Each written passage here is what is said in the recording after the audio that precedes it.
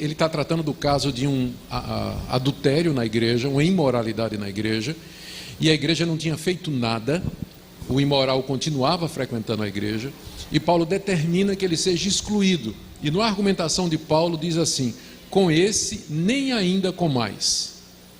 A comunhão, quer dizer, comer com alguém era o sinal externo de comunhão com aquela pessoa. Então os crentes se convidavam para comer nas suas casas. Aquele, uma vez excluído da igreja, ele não deveria mais ser convidado para ter comunhão com os irmãos. Então, se a gente fosse aplicar na situação hoje, uma pessoa que é excluída da igreja por conta de comportamento imoral ou de qualquer outro motivo que justifique a exclusão, o princípio ela não deve ser mais tratada como um irmão em Cristo Jesus. Ele não pode mais ser tratado como irmão. Ele foi excluído da igreja, então ele não é considerado como irmão em Cristo Jesus. Se você quiser cumprimentar, dizer alô, boa tarde, bom dia, pode fazer isso, mas não dar a ideia de que você o considera como seu irmão em Cristo, porque ele já mostrou que ele não é. Na hora que ele não quis aceitar a repreensão, a correção, ele foi excluído da igreja, então ele não faz parte da irmandade. Então é isso aí.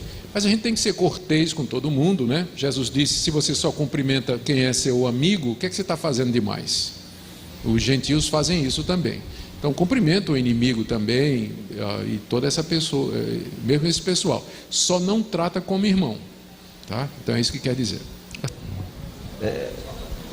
Reverendo, eu só queria acrescentar uma questão que eu acho que seria necessário. Se uma pessoa foi excluída da igreja, na igreja se deu todos os passos para fazer a pessoa retornar a uma posição de sensatez, ela se obstinou e não ouviu a igreja, ela foi excluída, inclusive a igreja votou maciçamente para ser excluída, e ela saiu sem ouvir a igreja. Muito bem, eu convido um descrente para comer na minha casa, mas qualquer pessoa da igreja que passar, eu chegar na minha casa e ver eu almoçando com descrente, vai saber, vai entender que é um amigo meu que é descrente. Mas se eu convido uma pessoa que é excluída da igreja, e alguém da igreja passa e vê eu em comunhão com a pessoa excluída da igreja, o impacto é diferente de se eu estivesse comendo com um descrente. Então, no caso, a situação do homem excluído da igreja é pior do que na questão da relação de comunhão. Ele está num estágio abaixo do próprio descrente. É muito mais, vamos dizer assim, eu me relacionar amigavelmente com um descrente do que um crente excluído. Porque aí eu crio uma dificuldade para a igreja. Sim. Porque geralmente o crente excluído, quando vai atrás dos irmãos para ter comunhão, ele está fazendo isso por uma atitude política. Ele quer mostrar para as pessoas que está tudo bem. E faz questão de mostrar, abraçado com o irmão aqui e tal, que é para o outro passar e ver. Que ele está em amizade com as pessoas da igreja.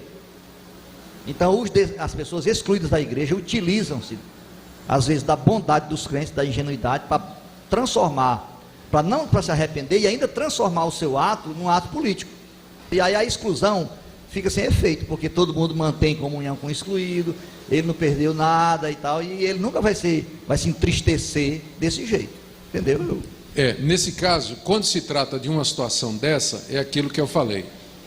A gente pode ter relacionamento até o ponto em que ele não, menos tratá-lo como irmão.